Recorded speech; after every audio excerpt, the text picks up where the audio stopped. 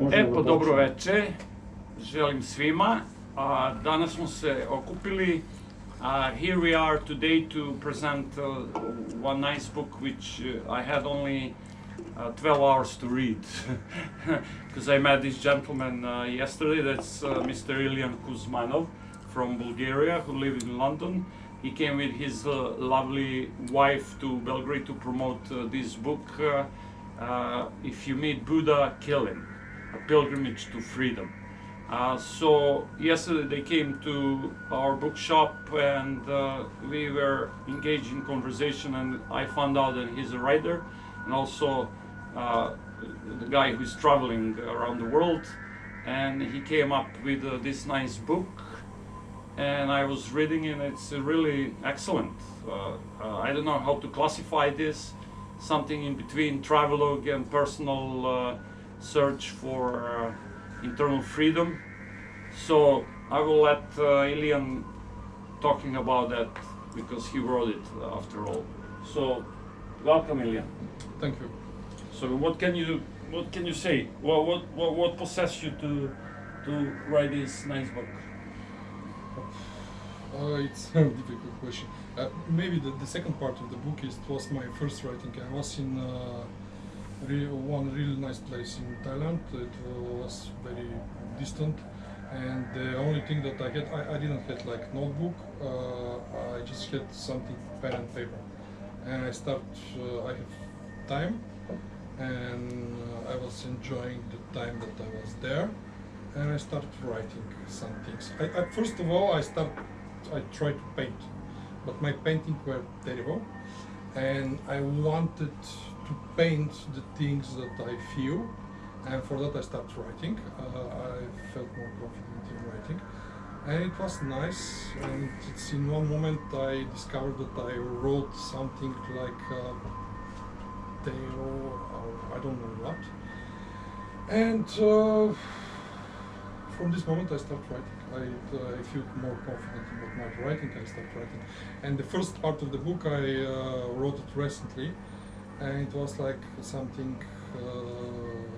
like cup all my experiences until this moment, and to put it in more systematic way. I don't know, but it's like for me the writing is like the paintings are inside the book.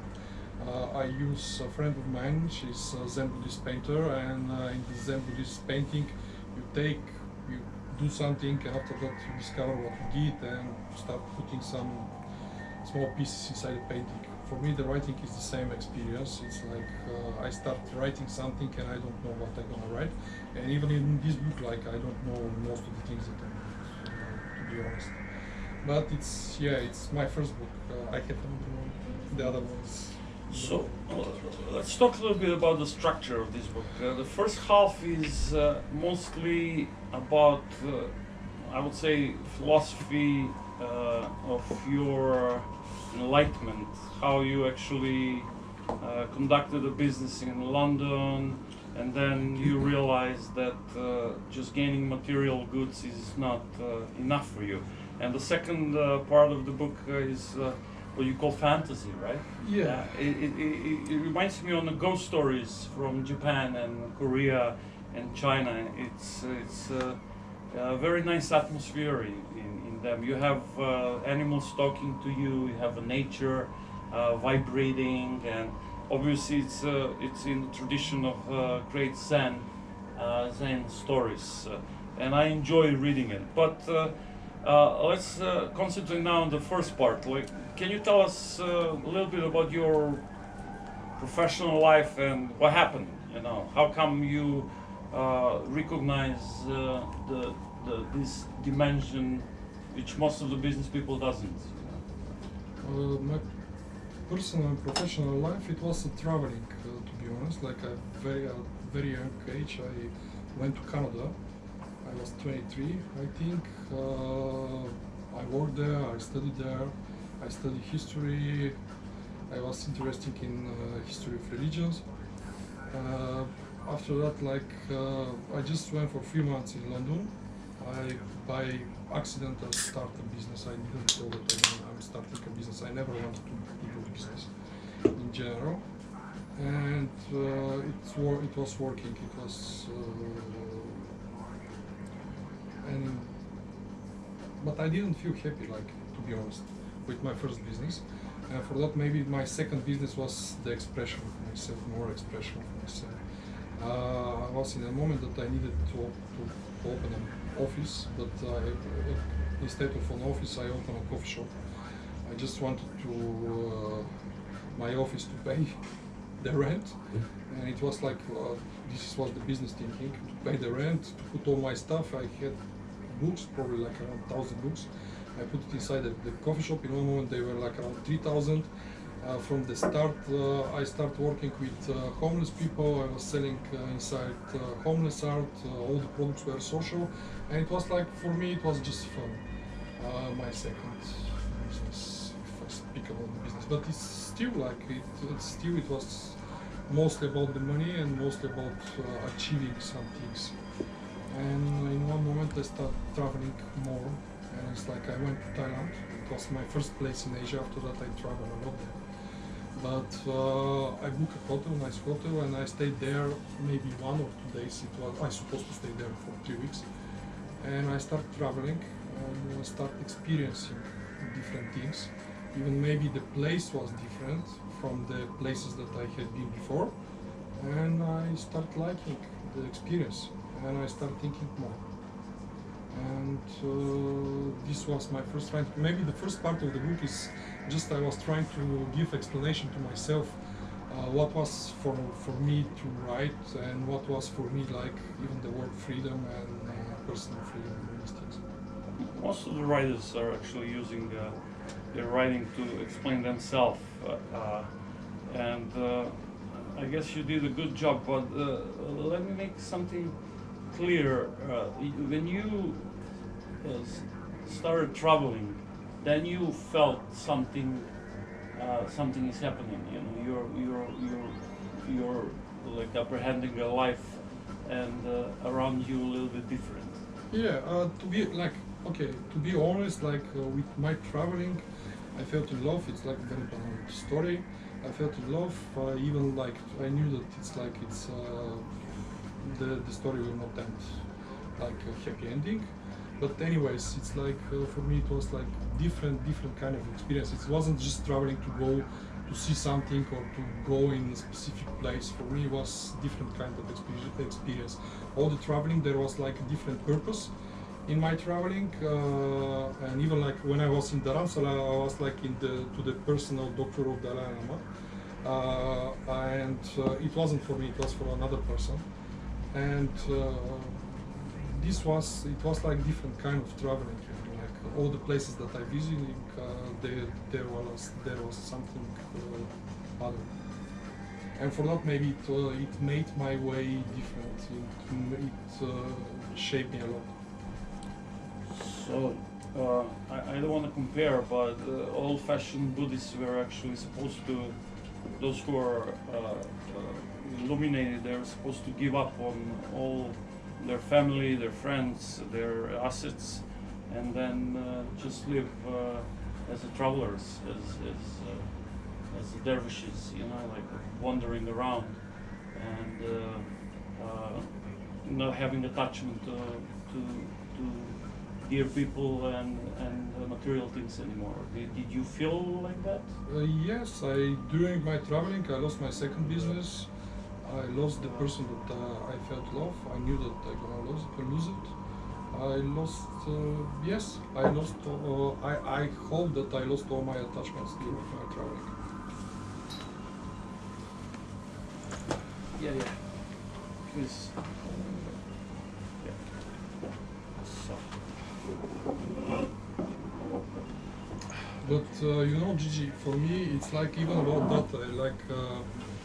I'm not sure that I touched a lot in my book, but for me it's like even when I'm speaking about the ego and about losing the attachment, for me it's like not losing, like, because there are two types of ego. That there is like the social ego and there is the real ego. It's like maybe it's the losing the attachment is to discover the real ego, to discover the real things that are giving you pleasure and the real things that is like giving you joy in life. because usually we behave according to the first ego. That is, the first ego is made by you, by the others. Like, are you liking me, or it's like how I'm looking from the camera?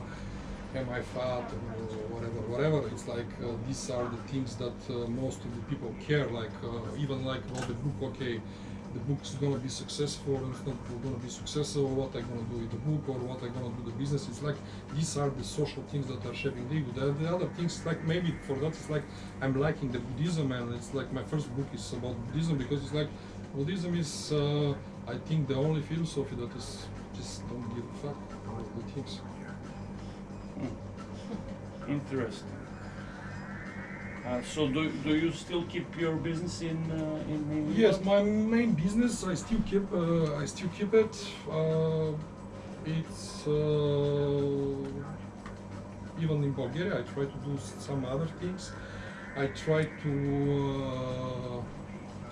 do my second business. I was going like to make a social enterprise in Bulgaria, but it's interesting story at the end, because like this I discover more writing. I push myself in the journalism. I start writing like in any direction. Like I was making like political analysis. I was making international analysis. I was writing like satire. I was writing travel logs. I was writing different type of materials, and this helps me about my writing, about my social business, about my social experience in Bulgaria. This also helped me a lot, because it's helped me understand the people different, like how the different systems are working, how like even like now I'm writing a lot about what is the problem with the social business, because we have like, for example, there are two main dogmas. It's one is yes, the government is supposed to pay for everything, and the other one is yes, we can do charity, and both of them are wrong, because it's like even with the charity we are just hiding the problems, we are not solving the problems, we creating the impression that the problem is solved, but it's not solved at the end. And with the government, it's also, in my experience, like 2 years I almost spent in Bulgaria. It's pointless. Does your Buddhist experience, let's call it Buddhist experience, help you more helping you to focus more on the charity issues in Bulgaria, or wherever You know what's helped me a lot? I don't care. I don't care if I fail. I don't care what the other people think about me, or thinking about my ventures and all these things. I just want to do what I want to do, and I know that it's like in the gambling, it's like okay, if I lose, I lose. If I win, I win, and it's But you're active in a charity. Yes, giving. Yes, not exactly in the charity. I'm acting in the social business. The social business is something in between. It's combining the two sides. It's combining business and the social work. And it's like, first of all, you have to make the money, and after that you have to spend them. You have to be responsible about the things that you are doing. And it's interesting, but it's giving me more freedom. It's giving me more. I'm more determined, and it's like even in the book, one of the chapter is about the fear, because it's like we fear a lot about different things. It's and during traveling, and during the, how you said, enlightenment or whatever, it's helping you to lose your fear. You lose your fear, and there is a moment that you start fearing. Yeah, well, I experienced something similar, little bit. Then I recognize in your writing some of my own, but these paintings here are gorgeous. So that's your friend from Thailand, right? Yeah. First I was thinking about the book something completely different. I had a painter. I didn't like the painting, and I just called this lady in Thailand. I said, "Look, I need paintings," and she sent me like 40 paintings. Wow. We made like the photos, and we used its illustration. Very nice. but it's also like because if you don't care, like if you don't care so much, you change the plans. You don't have like we have chat outside about the plans and planning. And if you are a bit more fearless, you know, like we can change the plans. Now we can change the plans tomorrow morning. Like even like coming to Belgrade, I was thinking to go to Greece and after that to go to Albania, but in one moment, okay, in the morning we decided that we have to go to Belgrade because anyways I didn't want to come back to Bulgaria. I said I want to travel. And so do you feel the Balkan people need more these, if I can call them, windows of the fresh air inside with the different traditions and a little bit more of Buddhism and alternative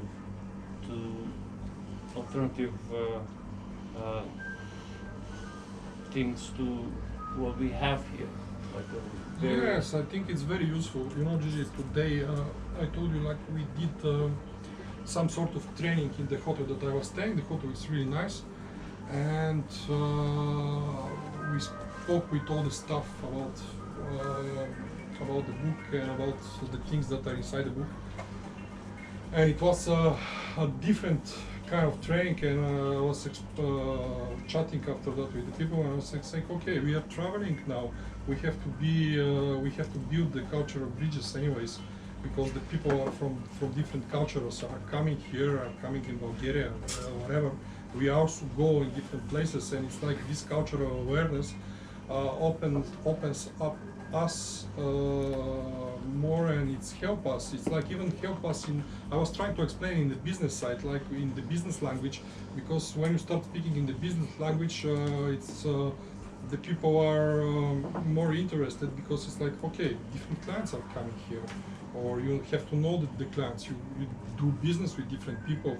It's like even if you do a deal with somebody, it's like it's important to understand the people that are in front of you. Like I was telling them a story in Canada. I had a professor. He was an elder guy, but like one of the famous historians in Canada. He was in the team of Kissinger during the opening in China, and there was a really interesting story. Like when he was preparing the business teams that were going there, and it's like even like about understanding the people that we are sitting with, because it's like he was asking us, okay, you are going to the business meeting in China, how are you going to understand who is the decision maker? It's like everybody was standing like, okay, probably the guys with the most expensive suit, or the guy who is sitting in the center, or the guy who is whatever. Like it's like these are our social perceptions, but at the end it's like he said like no, it's wrong, and nobody was telling like a woman that can be a decision maker, or because we are thinking that this is like patriarchal society or whatever.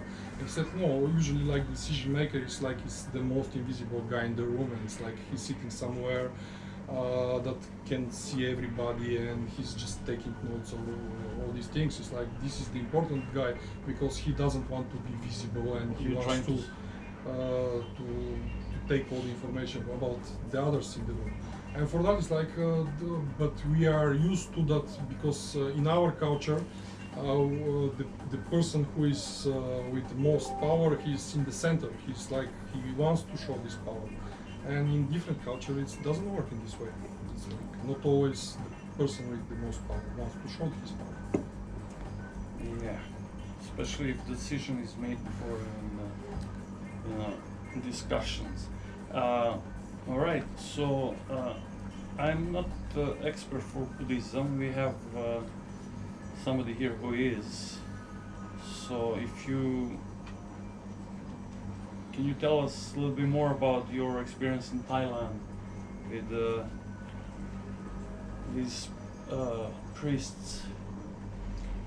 I didn't, to be honest, I didn't have like experience with the priests. I was going to the temples, I was meeting some people, but I wasn't like, it wasn't that I was going to somebody just to learn something or to get some wisdom or whatever. For me, it was like just a flow.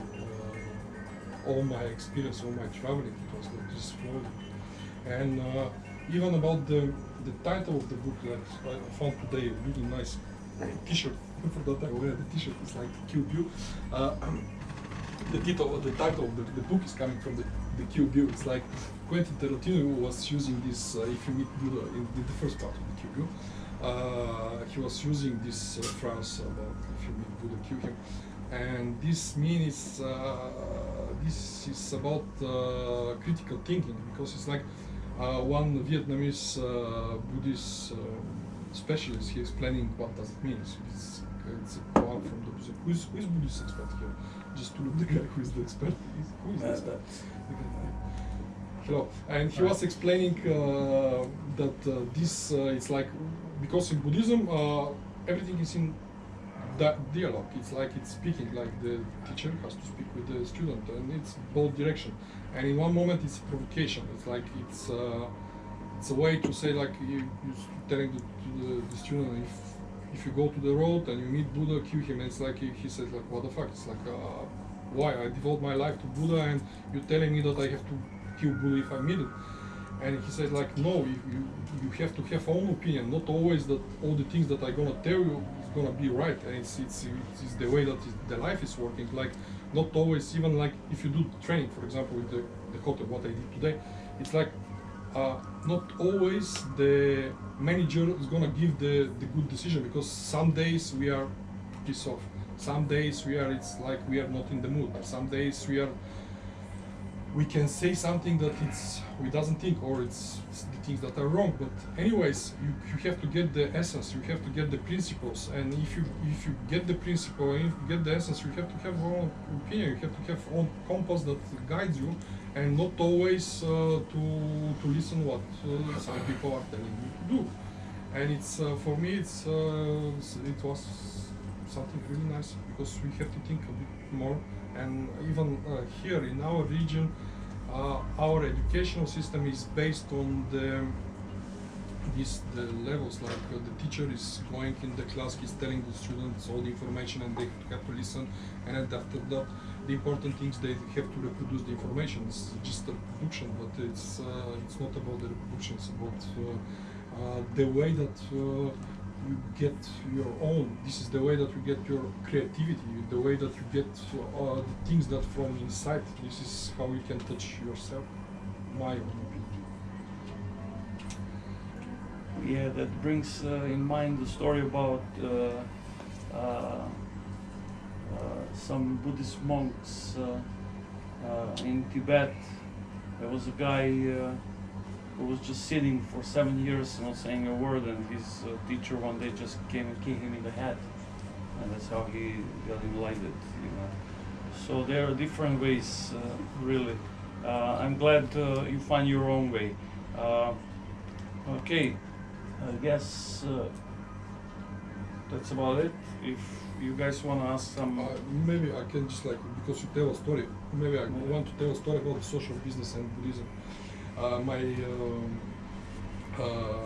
like it most story about a Buddhist monk that was very lazy. You say that the biggest sin in the Buddhism is the laziness. He was very lazy guy, and the temple was from. There was a big river. The temple was from the one side of the river. From the other side of the river was a city, and every day he had to go to the city, do some talking and all that, and just to get the food and all the people that are giving. But he doesn't like to pay anything. He was cheating, like there was a boat that was driving the people from the monastery to the other side, or the travelers, and he was always hiding behind something or somewhere. The guys on the boat knew about him, like always, like if they catch him like swearing, one day they catch him and they beat him a lot, and he stayed in monastery like for a month or something. And after that he decided to start building bridges, and he built like 100 bridges on the river, like that everybody can go freely on to the other side. It's like this is my favorite story. All right. A couple of years ago, I was in California with a Buddhist guys, and they say in LA is the Buddhist capital of the world, what they call the fourth way of Buddhism. And the gentleman who's sitting there he knows much more about it. And what we're trying to do here in Belgrade to actually like make more visible to population here what happened in America, because America was in the 40s and 50s where America opened up to Buddhism. So 2 years ago I was with the Buddhists in California, and there was quite a big crew, you know, like all kind of guys from Asia and Europe, and it was great. And funny is you mentioned Henry Kissinger, right? And we were talking about Henry Kissinger at that point, and we were talking about how he became the man of the year in 1974 when he finally signed the treaty with Vietnam, and he was on the front cover of all those big magazines in America as a man of the year, you know, with all like famous actresses and models and stuff. And then one Buddhist guy who was in Vietnam War, and a very old guy, you know, he was talking, we were talking, and then he said, like, it's all about sex.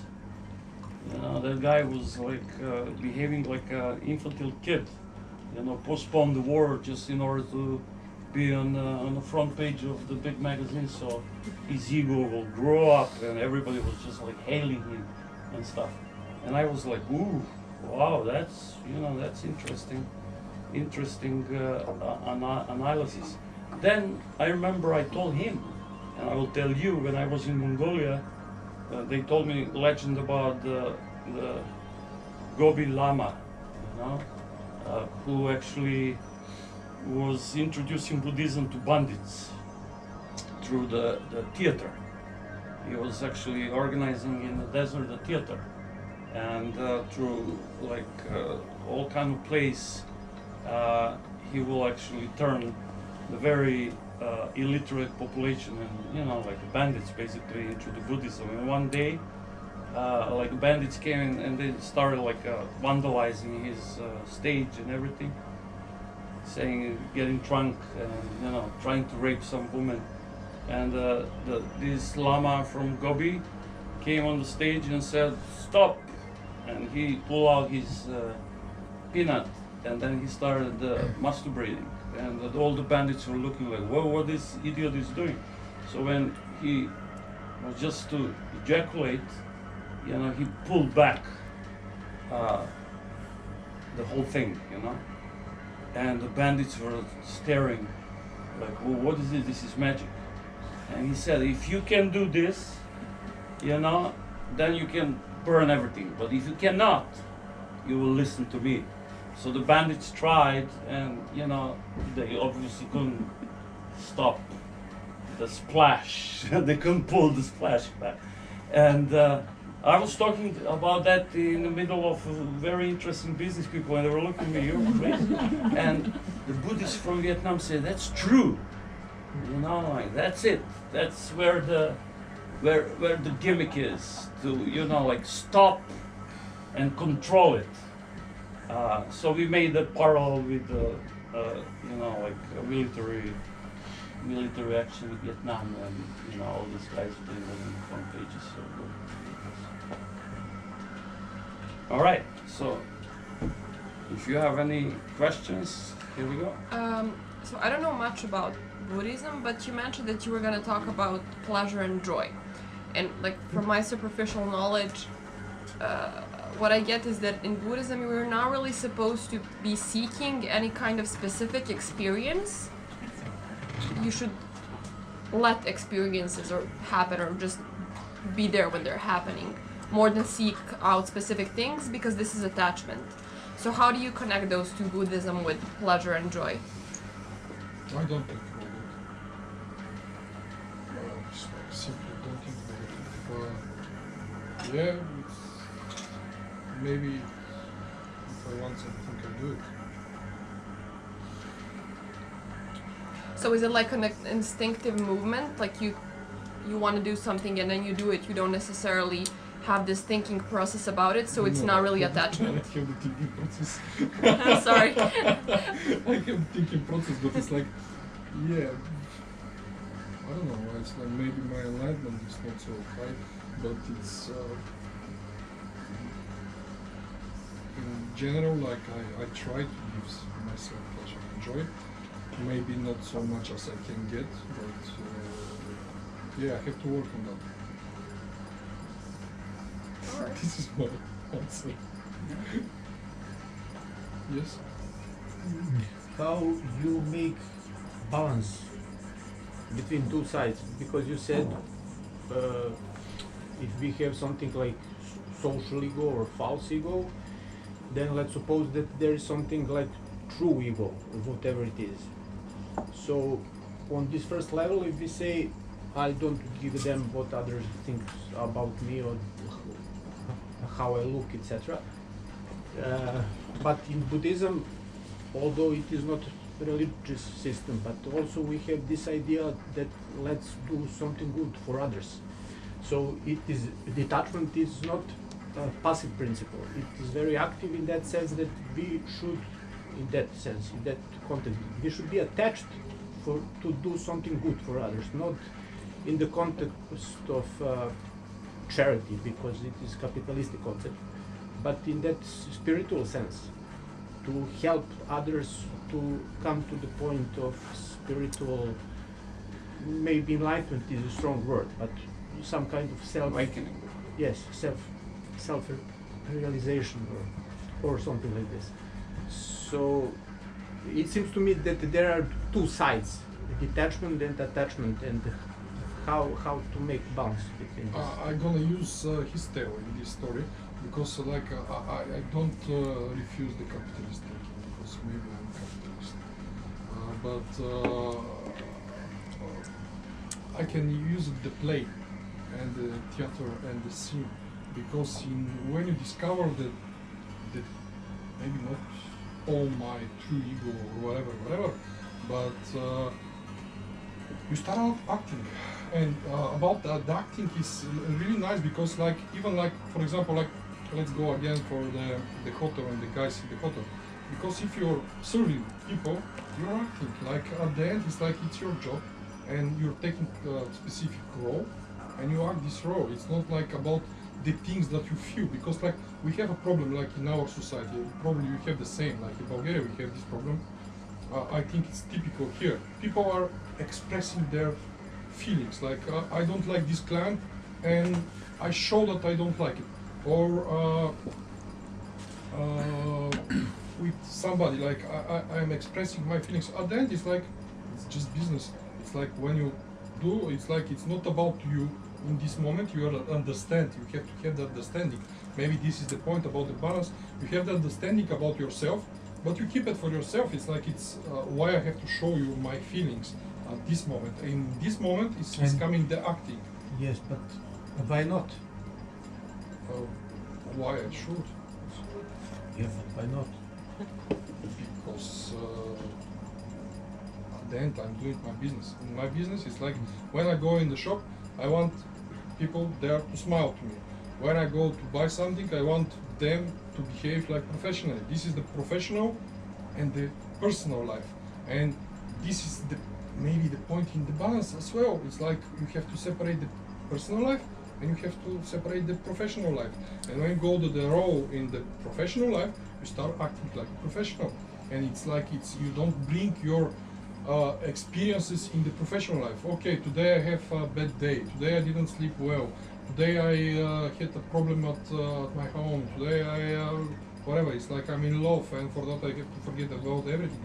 No, it's like this is your job, and you do it professionally, and you have to separate both of them. And maybe this is the right answer. It's like you start acting, you're playing on this scene.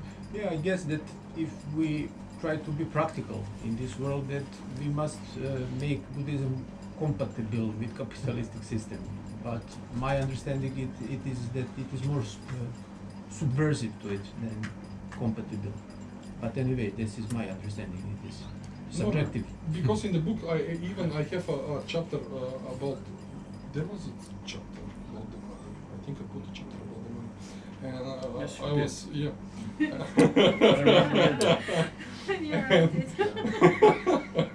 In the taxi I was telling her, okay, please tell me all my chapters just to know what I want. And it's like, there is about the money. And even about, there is this something, and the Buddha is saying that there are three types of people. Like one is blind, and the blind person doesn't know how to make money and doesn't know what are the value about the things, like about the real value of the things. There is one eye person who can make money but still doesn't know the value of the things. And there is a person who can see, who can make money and in the same time to make them valuable. And it's like the valuable means that what you are doing with the money is, because this is the important thing. It's like a painting. It's like, yes, you can have many colors, but at the end you don't. It's depending on you what you're gonna paint with that, what you're gonna do with all these things. And this is coming about your personal, your creativity. It's like the money, it's a big opportunity. It's like it's up to you. It's like you can buy a car for 2,200 or whatever, or million, or house in the, or you can in the same time you can build a school, or you can build a hospital, you can build a library, or whatever. It's up to you. You take the decision, and you have to know what this decision is gonna bring. And it's I think this understanding and this it's important. Thank you. Anybody else? Yeah. Yeah. Hannes. Do you find any relation between Bogomilism and Buddhism? Specific question. You're from Bulgaria, and do you find any? In my own, for me it's interesting about Bogomilism. Yeah. To be honest, no, because like in Bogomilism you have dualism. Yeah. And you have a strict dualism in the Bogomilism. You have bad and you have good. Yeah, many hate. And all the things are with labels. Yeah. In my opinion, in the Buddhism, you don't put the labels, you remove the labels from the things. And it's like when you put the labels, this is good, this is bad. My own, I don't like it. Like I don't like when the things are white and when the things are black. Yeah, that's conscious. Because it's like it's very tricky. Like I can put a label at you and say like he's bad, and that's it. Yeah. In this moment, it's like you're bad for everybody here, and I don't like that. I don't like it's. Maybe this is Taoist, by the way. It's like in the Taoist you have to remove all the labels and all the things. It's like this is the core concept in the Taoism. But the Taoism, as much as I know, it's very related to the Buddhism. And even in the Taoism, they said like when the Lord Tao came, it's like they mix it with Buddha, and for that it's correct me if I'm wrong. It's like this is my academic learnings from very long time ago. But there's some connection between the Taoism and Buddhism. Is it? Yes, it's true. One school of Buddhism is actually a mixture of Indian Buddhism and Chinese Taoism, and that's Zen Buddhism, or Chan Buddhism originally. This is a mixture of the two. So there is some connection, and in regard to, yes, I think both Taoists and Buddhists would say that labeling anything changes your perception of that thing, and they would agree on that. So yes, it's a reduction of labeling, of conceptual labeling in both Buddhism and in Taoism. So there are deep similarities, let's say, especially in Chinese form of Buddhism. Chinese Buddhism is somewhat different from Indian Buddhism, and then again, you know, Japanese is different and so on. But Taoism helped transform Indian Buddhism into something else. Thank you. Yeah, but if we take off the labeling, then that confirms your theory that Buddhism is very anti-capitalistic, yeah? Because capitalism is all about labeling, you know. My perception, capitalism it's like that. So Well, not only that, I mean, it also has to do with, like, one of the, in Buddhism you don't really have sin, you have ignorance. Yes. The only sin is not knowing, ignorance. yes, But attachment to greed would be something like a Buddhist sin. yes, Or basically, if you're into greed, means you're ignorant of certain principles, certain Buddhist principles. So I can't really imagine a capitalism which would be free of greed. yeah. Or life. Well, you can imagine life. You could deduce certain principles like voluntary humility and voluntary frugality, stediost, from Buddhism, and that's really contrary to it's capitalism is very much in harmony with ego, with the structure of the ego. The ego always wants more, Sure. and is driven by greed. So capitalism is a kind of culture of ego, or a culture of egoism, if you will. And well, Buddhism does say there is another way to live. Yes.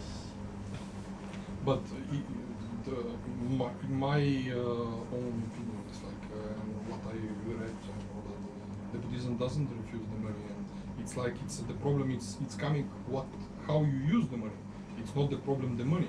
It's not the problem how you generate all the Yes, wealth, they have what you're doing with it. in applied, let's say, or modern Buddhist teachers would say, it's not a problem if you have money in the bank or in the pocket, but if you have money in your mind, that is a problem. Yes. Yeah. But then the logical question is how that money came to the bank. You know? Well, yeah, it had to be, at one point, had to be in the mind, but basically what they're saying is there is an attitude of where you can divest yourself of attachment even to money. And it's basically in Buddhism, this is applied to sex, to money, Right. to Power. Yeah, power, you could say. Okay, we are speaking about the attachment to the money, and I already use it like the gambling.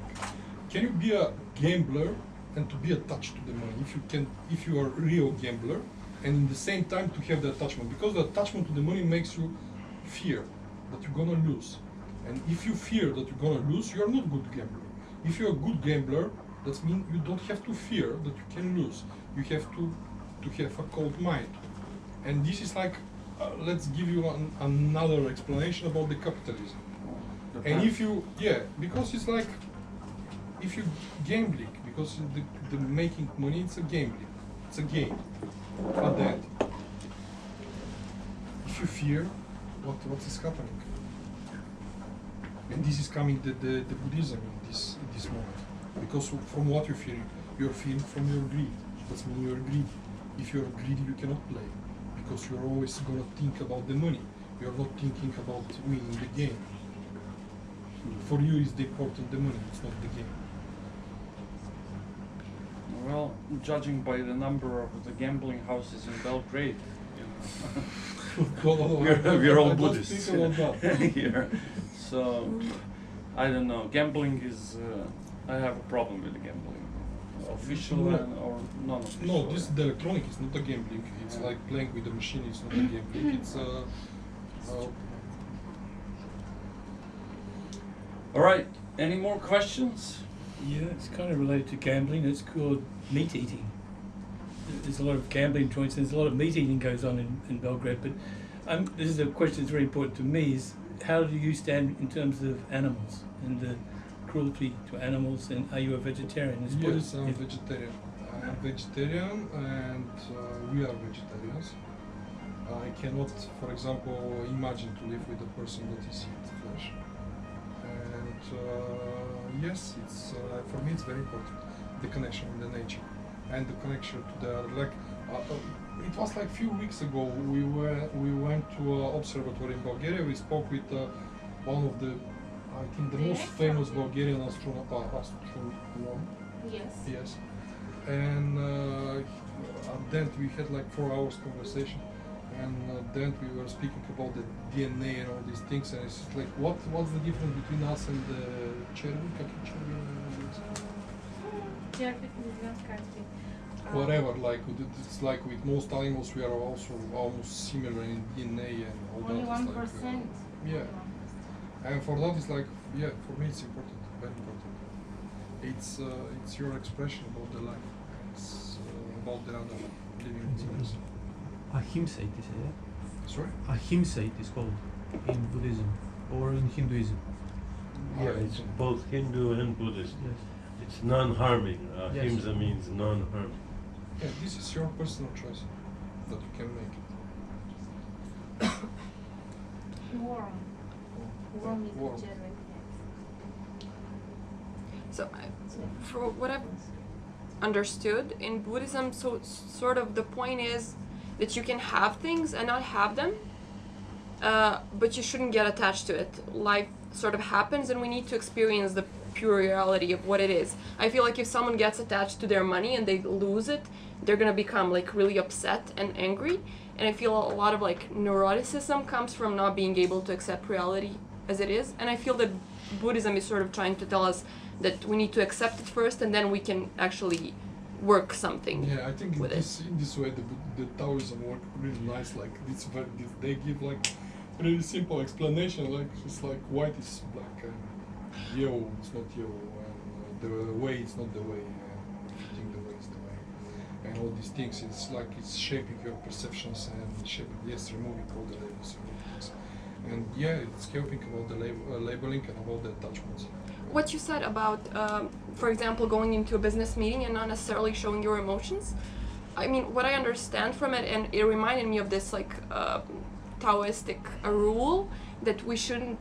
I mean, I don't really live by this rule, but we shouldn't discuss likes and dislikes. And I feel that maybe in that situation, like, what would be the value of you communicating your emotions if you're conducting business in that specific situation, Okay, especially if it could be. If we have to speak like a business person, and if we have to be honest, like, okay, we are doing business. Are the emotion our? They help us or not? Are they our allies or they're our foe? I think it depends. Why? It's like if you are honest with yourself and you're doing business, emotions gonna help you in a business way or not?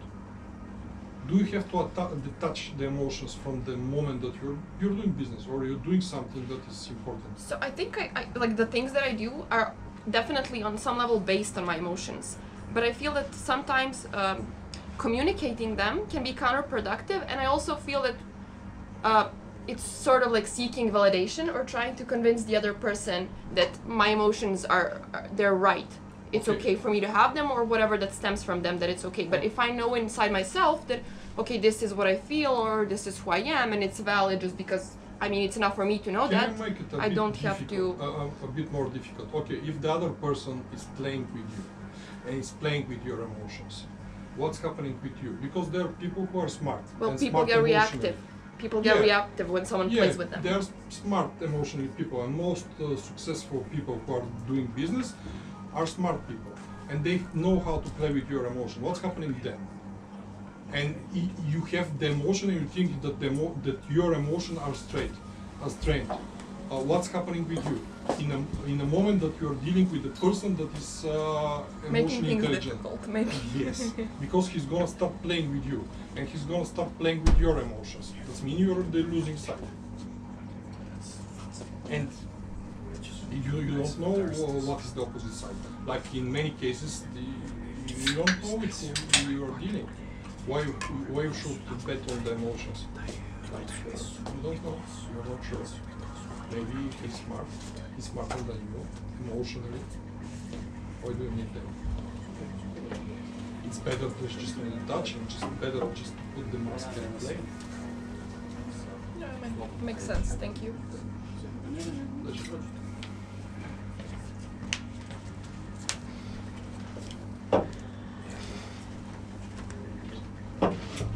Some other questions? I will enjoy a question from the Buddhist expert. No, I don't really have. I don't have a question. I mean, I would have to look at the book a little more and so on. I'm not really a No, it's a professional book. Definitely, it's like it's just a pleasant experience for me. And it's like with this book, I'm just collecting moments, like now, and from now on, it's like it's helping me meeting people, talking to people, like doing different things, getting a new role with the theater. I tried to explain to him that the Buddhist consciousness in Serbia in the embryo stage right now. He asked me where is the closest temple, and I told him it's in Fruška Gora, right? Yeah. We are the Buddhist. I don't consider myself Buddhist, but I have sympathies, obviously. And the Buddhist community right now is finally recognized by officials in Serbia. The last year or two, something like that. 2 years, yeah. 2 years. Before that was big no. It's like a sect or whatever, how they describe that. Well, So- it's still considered a sect. But yeah, it's still, by leading church, but now it's at least it's open. The valve is a little bit open, and as you said before, Belgrade is a place which is a crossroad, and if local population doesn't want to flirt with that, you have foreigners who are coming through. So at least we can give them space for. So. Yeah, but it's like it's going up. I have a friend of mine. He's from Switzerland or something like this, and he's like something like Protestant or something like this. And he said like before we were a sect, now we are evangelical, and that means we are up in the social status. For that, it's like it's good. All right. Interesting for me to see that. I mean, this Buddhist saying, if you meet the Buddha, in the original form, I think it's if you meet the Buddha on the way or on the road, Yes. kill him, is used in different contexts. From what I've managed to understand here, I gave an explanation. What does it mean? But it's like no, after, but like, some 50 pages. 40 or 50 years ago, a guy, Sheldon Kopp, used it in the context of psychotherapy. And he also has a book by the same. Do you know there is a book by the same title published in 1972? When Srdjan first invited me to come tonight, I remember, I searched in Amazon. I searched on Amazon about the title, and I found similar title, but it wasn't the same title. If you meet and the it Buddha was- on the road, kill him. It was Sheldon about- Kopp, 1972, published first. American psychotherapist. Yes, and- about the psychotherapy. I Yes, found yes, something, yes. but it was a bit different title. It just doesn't have. If you meet Buddha, kill him. And his is if you meet the Buddha on the road, kill him. So his And there is the psychotherapy. And subtitle is something a pilgrimage, just like you have a pilgrimage to freedom. His subtitle is, I think, a pilgrimage of psychotherapy patients. It doesn't use the pilgrimage. He was using something different. Yes, I was looking when I choose the name because I choose the name. No, it from doesn't this- matter. But what I'm this trying to movie. say is how this was a koan originally, a kungan in Chinese Zen Buddhism, Chan Buddhism, and it really the meaning is do not be. You have to get rid of all attachments, including your attachment to the Buddha and to enlightenment. If you this is the meaning. If you Yes, this is if you are exactly- attached to enlightenment, you're not enlightened. So you have to get rid of this attachment as well. And how you use it in a business context, more or less, as far as I can see, this is A bit. basically, and he uses the same thing. If you're attached to your true self, you haven't found your true self. But in the middle of the book, like the transition between the first and the second part, I use the psychotherapy. I use it a bit, but in different way that this guy. I hope it's completely different. I didn't read his book, but my book is about Quentin Tarantino. Oh wow! Your book is? About Quentin Tarantino. That book is about I Quentin took it from Kill Bill. If I knew that, I wouldn't invite you. Because he's not my favorite director. You Really. don't like him? Well, not really. You know, not really. If you knew, you wouldn't come. So. Yeah. Anyway, It's it's alright. not up to us. As he said, we need to be very open-minded. You know.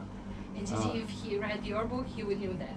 Yeah, well, that's right. Actually, I didn't like his last movie. You know, he didn't kill Charlie Manson in the film. Ah, for that you didn't like him. Yeah, and I didn't like him from before. I don't think he's a great director. You know, like, well, who am I to, you know, like he's such a saint. But from the very first film, I didn't think he's a great director. I think he's a manipulator. You know, but it's alright. You know, very successful guy making movies, ripped off of many other directors. I can name at least 3. You know, like even gimmicks in the films. He actually But ripped I off like- from Japanese. I like his Yeah. first screenplay, The True Romance. Yeah, The True yeah. Romance. Yeah, because he's the a True better Romance- writer than in director. The True yeah. Romance, he killed the guy at the end, Christian Slater. Yeah, True Romance, But, he wrote the yes, script, yeah, yeah. yeah. That's pretty good. But That the film director, I like, yeah. But the director fucked up the end. Yeah, well, you know. But the last film I didn't like, he didn't kill Charlie Manson. He killed Adolf Hitler, he killed everybody, Stalin, you know. But he didn't kill Charlie Manson. You know. How come? You were He too was attached scared. to this idea. Yeah, So Charlie was still alive, probably. He could curse him from the jail, you know. Anyway, that's a typical Hollywood product, that guy, you know. So we will wrap it up. Thank you very much. He can sign the book. Anybody, you know, just help yourself. Take a book if you want the book signed. Gentlemen will do that gladly. And I can Thank give you you. drinks. Yeah. It was really nice.